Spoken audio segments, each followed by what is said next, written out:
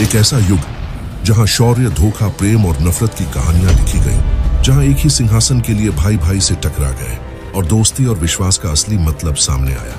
यह कहानी है महाभारत की, एक ऐसा युद्ध जिसमें सिर्फ तलवार नहीं बल्कि दिमाग, चालाकियां और धर्म के फैसले भी जीत या हार तय करते हैं। क्या आप जानते हैं कैसे पांडवों और कौरवों के बीच यह संघर्ष सिर्फ युद्ध नहीं था बल्कि जीवन के सबसे बड़े सबक से भरा हुआ एक महाकाव्य था। आइए हम आपको ले चलते हैं उस समय में जहां राजनीति और युद्ध का असली रंग दिखा। ये कहानी सिर्फ कहानी नहीं, यह है धर्म और अधर्म, प्रेम और नफरत, जीत और हार का संगम। तो तैयार हो जाइए महाभारत के इस अद्भुत सफर के लिए। हर पल यहाँ है एक नया रहस्य और हर कदम पर है एक नया ट्विस्ट। देखिए पूरी कहानी जो आपको बांधे रखेगी अंत तक। कथा आरंभ होती है हस्तिनापुर से। हस्तिनापुर उस समय भारत का एक शक्तिशाली और प्रसिद्ध राज्य था। वहां के राजा थे महाराज शांतनु। एक दिन शांतनु गंगा नदी के तट पर गए। वहां उनकी दृष्टि एक अनोखी, अत्यंत सुंदर स्त्री पर पड़ी। वह कोई साधारण स्त्री नहीं, स्वयं गंगा देवी ही मनुष्य रूप में पृथ्वी पर अवतरित हुई थी। शांतनु उनसे प्रथम दर्शन में ही प्रेम कर बैठे। शांतनु ने गंगा से विवाह का प्रस्ताव रखा। गंगा ने कहा, मैं आपसे विवाह कर सकती हूँ, पर एक कठोर शर्त है। आप मुझे कभी ये नहीं पूछेंगे कि मैं क्या कर रही हूँ, क्यों कर रही हूँ। यदि आपने एक भी बार मुझसे कोई प्रश्न पूछा तो उसी क्षण मैं आपको छोड़कर चली जाऊंगी। प्रेम में डूबे शांतनु ने बिना सोचे समझे यह शर्त स्वीकार कर ली। दोनों का विवाह हो गया। कुछ समय बाद गंगा ने एक पुत्र को जन्म दिया। जैसे ही बालक जन्मा, गंगा उसे गोद में लेकर नदी के किनारे पहुंची और निर्मम भाव से उसे गंगा में डुबोकर बहा दिया। यह देखकर शांतनु भीतर तक टूट गए, पर उन्हें अपना वचन याद था, इसलिए वे चुप रहे। दूसरा पुत्र हुआ, वही घटना दोबारा घटी। तीसरा, चौथा, पांचवां, छठा, सातवां, कुल 7 पुत्र पैदा हुए और प्रत्येक को गंगा ने जन्म लेते ही नदी में बहा दिया। शांतनु का हृदय विदीर्ण हो रहा था, पर वचनबद्ध होने के कारण वे मौन रहे। जब 8वां पुत्र जन्मा और गंगा उसे लेकर फिर नदी की ओर चली, तब शांतनु अपने आप को रोक न सके। वे पुकार उठे, हे गंगा, यह तुम क्या कर रही हो? अपने ही नवजात पुत्रों को क्यों मार देती हो? प्रश्न होते ही गंगा ठिठक गई। उसने शांत भाव से कहा, राजन, आपने मेरा वचन तोड़ दिया। अब मुझे आपको छोड़कर जाना होगा, परंतु जाते जाते मैं आपको सत्य बताती हूँ। ये जो 7 बालक मैंने गंगा में बहाए, वे वास्तव में देवलोक के वसु थे। उन्हें श्राप मिला था कि उन्हें पृथ्वी पर जन्म लेना पड़ेगा। मैं इन्हें उनके कर्मों से मुक्त कर रही थी ताकि ये शीघ्र ही स्वर्ग लौट जाए। अब जब आपने प्रश्न कर लिया है तो यह 8वां पुत्र मैं नहीं बहाऊंगी, यही आपका वंश आगे बढ़ाएगा। इसका नाम होगा देवव्रत। इतना कहकर गंगा उस बालक को लेकर देवलोक और आश्रमों में चली गई। वहां उसने देवव्रत को शास्त्र, शस्त्र, नीति, धर्म, युद्ध कला सब कुछ सिखाया। जब देवव्रत युवा हो गए तब गंगा उन्हें वापस हस्तिनापुर लाकर शांतनु को सौंप गई। देवव्रत अत्यंत वीर, बुद्धिमान और धर्मनिष्ठ युवक बने। समय बीता। एक दिन शांतनु पुनः गंगा के तट पर शिकार से लौट रहे थे। उन्हें हवा के साथ एक विचित्र सुगंध आई। उस सुगंध का पीछा करते करते वे एक मछुआरे के घर तक पहुंचे। वहां एक युवती नौका चला रही थी, सावे वर्ण की, अत्यंत तेजस्वी और सुशील। वही थी सत्यवती। शांतनु उस पर मोहित हो गए और उसके पिता, जो मछुआरों का प्रधान, से विवाह का प्रस्ताव रखा। मछुआरे ने शांति से कहा, राजन, मेरी पुत्री से जो पुत्र उत्पन्न होगा, मैं चाहता हूं कि वही आपका उत्तराधिकारी बने, पर आपके पास तो पहले से एक योग्य पुत्र है, देवव्रत। कल को लोग उसी को राजा बनाना चाहेंगे। मैं तभी यह विवाह स्वीकार करूंगा जब आप मुझे यह आश्वासन दें कि सिंहासन केवल मेरी पुत्री के गर्भ से उत्पन्न संतान को ही मिलेगा। शांतनु धर्म संकट में पड़ गए। वे देवव्रत से अधिक प्रेम करते थे, इसलिए इतना बड़ा अन्याय नहीं कर सकते थे। उदास मन से वे हस्तिनापुर लौट आए। उनके उदास चेहरे को देखकर देवव्रत ने कारण जानना चाहा। बहुत पूछने पर सत्य सामने आया। देवव्रत अकेले ही मछुआरे के पास पहुंचे और कहा, मैं महाराज शांतनु का पुत्र देवव्रत हूं। मैं प्रतिज्ञा करता हूं कि मैं कभी भी हस्तिनापुर का राजा नहीं बनूंगा। आपकी पुत्री से जो पुत्र होगा वही इस राज्य का राजा बनेगा।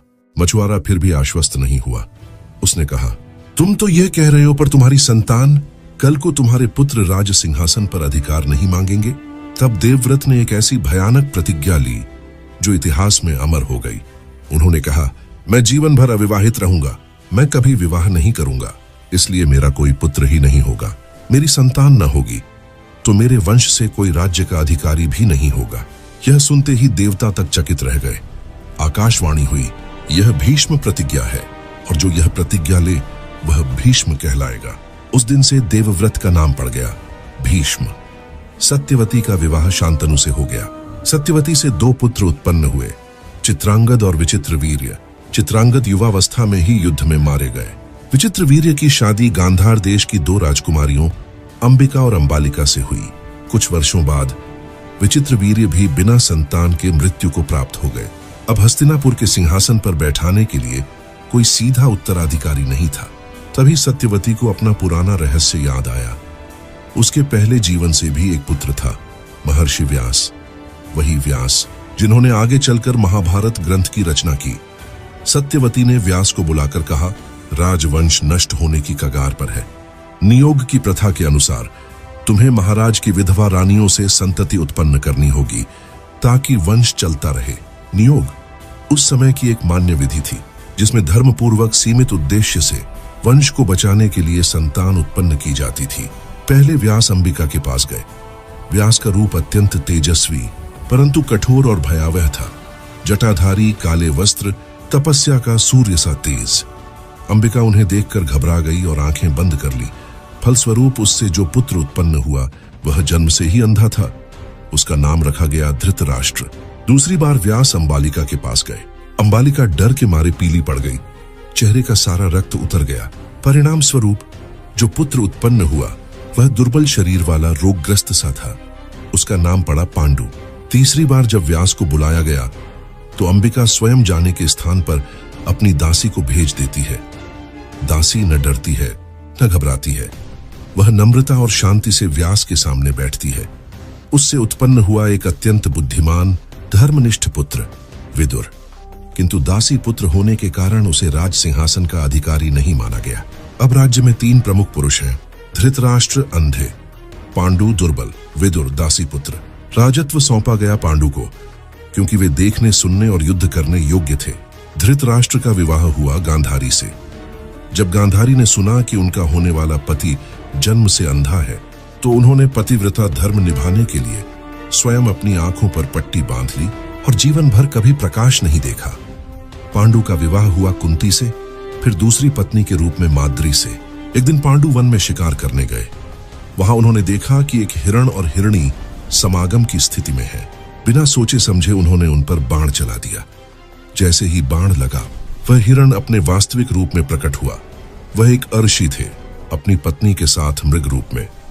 मृत्यु से पूर्व अर्ष ने श्राप दिया, जिस प्रकार तूने मुझे और मेरी पत्नी को इस समय मारा है, उसी प्रकार जब भी तू किसी स्त्री के साथ संगम करेगा उसी क्षण तेरी मृत्यु हो जाएगी। इस श्राप से भयभीत होकर पांडु ने राज्य त्याग दिया और कुंती माद्री के साथ वन में निवास करने लगे। इधर एक महत्वपूर्ण रहस्य और है।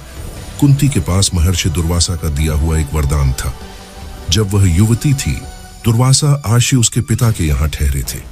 उनकी सेवा से प्रसन्न होकर उन्होंने कुंती को एक मंत्र दिया, जिस किसी देवता का तुम स्मरण करोगी और यह मंत्र जपोगी, वह देवता तुम्हारे समक्ष प्रकट होगा और तुम्हें उससे एक पुत्र प्राप्त होगा। वन में पांडु ने यही वरदान कुंती को स्मरण कराया और वंश की रक्षा के लिए उसका उपयोग करने को कहा। कुंती ने सबसे पहले धर्मराज यम का आह्वान किया। उनसे एक तेजस्वी, धर्मप्रिय, सत्यवादी पुत्र उत्पन्न हुआ, युधिष्ठिर। वह धर्म का मूर्त रूप माना गया।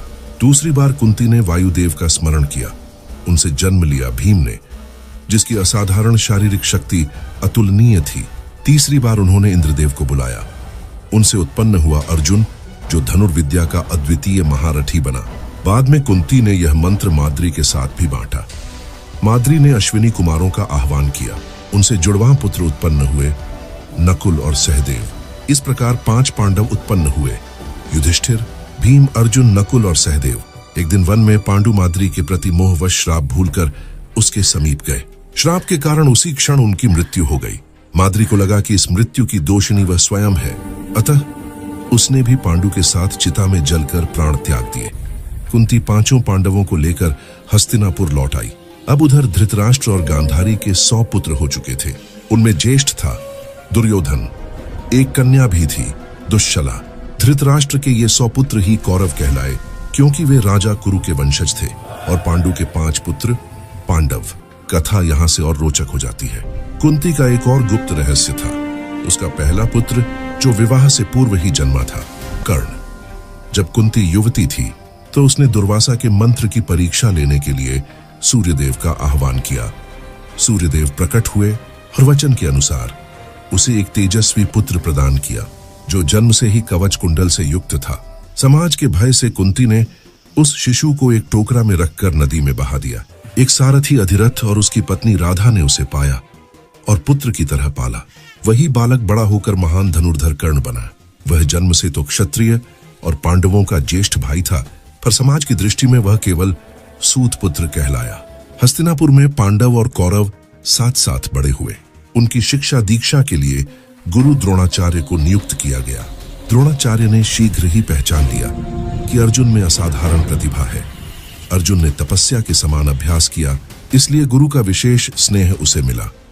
कर्ण भी महान धनुर्धर था, परंतु जाति के कारण उसे बराबरी का स्थान नहीं दिया गया। एक राजसभा में जब अपने कौशल का प्रदर्शन हुआ तो कर्ण अर्जुन को चुनौती देना चाहता था, परंतु भीष्म और अन्य ने कह दिया, कर्ण तो सूत पुत्र है, राजकुमारों के समकक्ष कैसे खड़ा हो सकता है। इस प्रकार कर्ण का अपमान हुआ। उसी समय दुर्योधन ने उसका हाथ थामा, उसे अंग देश का राजा बना दिया और जीवन भर मित्रता का वचन दिया। कर्ण ने भी दुर्योधन का साथ निभाने की प्रतिज्ञा कर ली, चाहे रास्ता कैसा भी हो। दुर्योधन बचपन से ही पांडवों से ईर्ष्या करता था। युधिष्ठिर की सत्यनिष्ठा और धर्म पालन, भीम की बलशाली देह, अर्जुन की वीरता और अस्त्र विद्या, नकुल सहदेव की सुंदरता और ज्ञान, ये सब देख देख कर उसके भीतर जलन बढ़ती रही। उसकी यह ईर्ष्या और द्वेष उसकी माता के भाई शकुनी ने और भड़का दी। शकुनी स्वयं हस्तिनापुर से मन में बैर रखता था। वह हर हाल में इस राजवंश को तोड़ना चाहता था। शकुनी और दुर्योधन ने पहला बड़ा षड्यंत्र रचा, लक्षागृह। उन्होंने मोम, घी, लकड़ी और ज्वलनशील पदार्थों से बना एक सुंदर महल बनवाया और पांडवों को वहां रहने के लिए भेज दिया। योजना थी, रात में उस महल को आग लगाकर पांडवों को जला दिया जाए, परंतु विदुर को यह षड्यंत्र समझ में आ गया। उन्होंने गूढ़ संकेतों में पांडवों को सावधान कर दिया। भीम ने रात्रि में एक गुप्त सुरंग बनवाई। एक रात महल में आग लगी, परंतु पांडव अपनी माता के साथ उस सुरंग के रास्ते निकल गए। बाहरी लोगों को लगा कि पांडव जलकर मर गए, परंतु वे भेष बदलकर वन में इधर उधर घूमने लगे।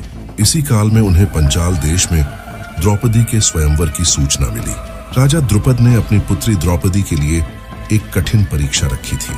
ऊंचाई पर घूमते हुए चक्र के ऊपर मछली की आंख का निशाना और नीचे जल में दिखाई दे रहे उसके प्रतिबिंब को देखकर ही उसे भेदना। अनेक महारथी राजकुमार राजा उस परीक्षा में असफल रहे। कर्ण भी खड़ा हुआ, पर द्रौपदी ने ऊंची वाणी में कह दिया, मैं सूतपुत्र से विवाह नहीं करूंगी। कर्ण अपमानित होकर लौट आया। अंत में ब्राह्मण वेश में बैठे अर्जुन ने धनुष उठाया, एकाग्रता से जल में प्रतिबिंब देखा और एक ही बाण से मछली की आंख भेद दी। द्रौपदी ने अर्जुन के गले में जयमाला डाल दी। जब पांडव द्रौपदी को लेकर अपनी झोपड़ी में लौटे तो बाहर से ही मां कुंती से बोले, मां देखो हम क्या लाए हैं। कुंती बिना देखे ही बोल उठी, जो भी लाए हो 5 भाई मिल बांट कर उपयोग करना। जब उन्हें पता चला कि वह कोई वस्तु नहीं, एक स्त्री द्रौपदी है, तब वे अत्यंत व्याकुल हुई। परंतु वचन निकल चुका था और उस समय वचन को अत्यंत पवित्र माना जाता था। फिर ऋषि भीष्म आदि ने विचार कर यह निर्णय किया कि द्रौपदी 5 पांडवों की पत्नी बनेगी। इसके बाद सबको झांत हुआ कि पांडव जीवित हैं। हस्तिनापुर में पुनः राजनीतिक हलचल मच गई। खुला युद्ध न छिड़े, इस भय से निश्चय किया गया कि राज्य 2 भागों में बांट दिया जाए। धृतराष्ट्र के पुत्र कौरवों को मिला हस्तिनापुर और पांडवों को दिया गया एक उपेक्षित बंजर सा प्रदेश खांडवप्रस्थ। कठिन परिश्रम, बुद्धि और भगवान कृष्ण की सहायता से पांडवों ने उस वीरान भूमि को सुंदर नगर में बदल दिया। यही आगे चलकर इंद्रप्रस्थ कहलाया। महल, बाग, मार्ग, सरोवर, सब ओर समृद्धि दिखने लगी। दुर्योधन यह सब देखकर भीतर ही भीतर जलने लगा। इंद्रप्रस्थ में युधिष्ठिर ने एक विराट राजसूय यज्ञ किया। समस्त राजा, महारथी, द्रोण, भीष्म, कृपाचार्य, दुर्योधन, शकुनी सब आमंत्रित थे। वहां माया सभा थी, जहां फर्श कभी जल जैसा प्रतीत होता, कहीं जल पत्थर जैसा। दुर्योधन एक स्थान पर फर्श को ठोस समझकर चला, किंतु वहां जल था, वह गिर पड़ा। भीम, द्रौपदी और अन्य हंस पड़े। द्रौपदी के मुंह से निकला, अंधे का पुत्र भी अंधा ही होगा। यह वाक्य दुर्योधन के अहंकार और हृदय पर गहरा घाव बन गया। उसने बदले की ज्वाला में महाभारत का अगला अध्याय रचा।